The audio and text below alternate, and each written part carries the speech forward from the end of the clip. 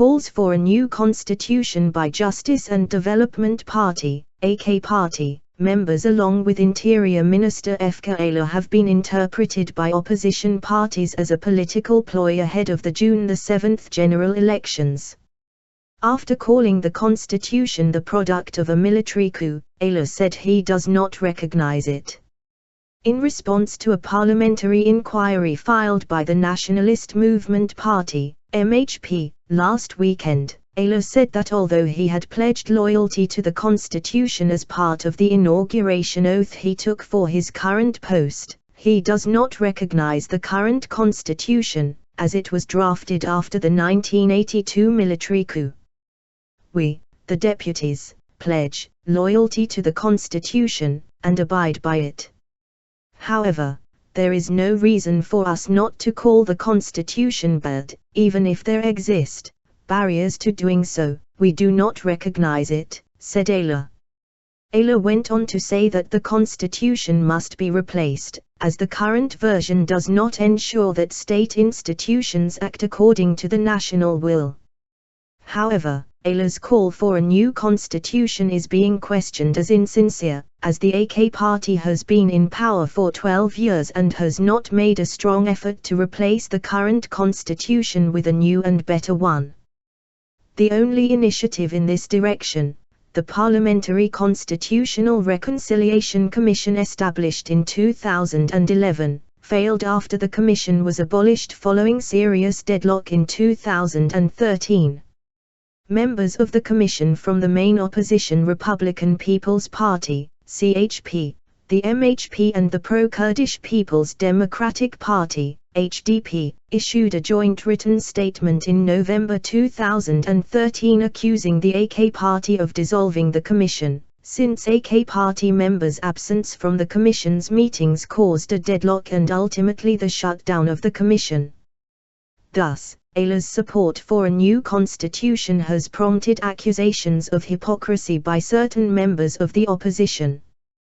The intention of the government to draft a new constitution is also being questioned since the AK party and President Recep Tayyip Erdogan seem focused on a regime change based on the replacement of the parliamentary system with a presidential one, sparking fears that one-man rule will lead Turkey towards a totalitarian regime.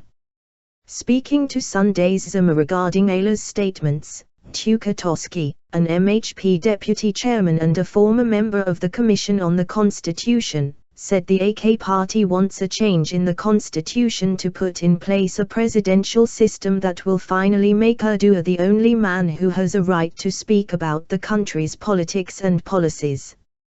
The AK party aims to bring the republic founded by Mustafa Kemal Ataturk and its main principles like the unitary structure down.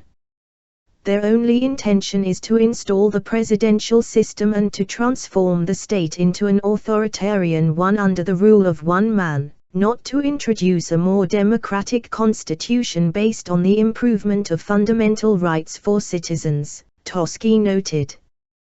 The MHP deputy further commented that the HDP seems to support the AK party and its call for the replacement of the constitution with a new one in order to realize its ideals, such as an autonomous Kurdish state in the southeast, adding, they think if they give a boost to the AK party, to help it in realizing its political agenda on the basis of introducing the presidential system, they, in return, will demand an autonomous state.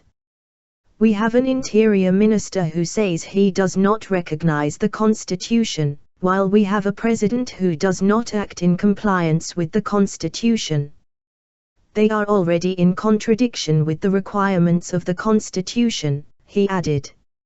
Speaking with Sunday's Zuma concerning the debate, HDP deputy Ala Akatata also stressed that a new constitution cannot be prepared or approved unless a consensus among the country's citizens is reached.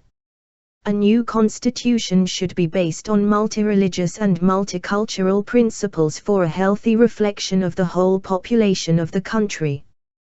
But the AK party is proposing a regime change on the basis of a presidential system and is trying to make society ready for this. However, instead of trying to construct such a social contract, the ruling party is focusing on ideas that will not benefit the people, Akat added.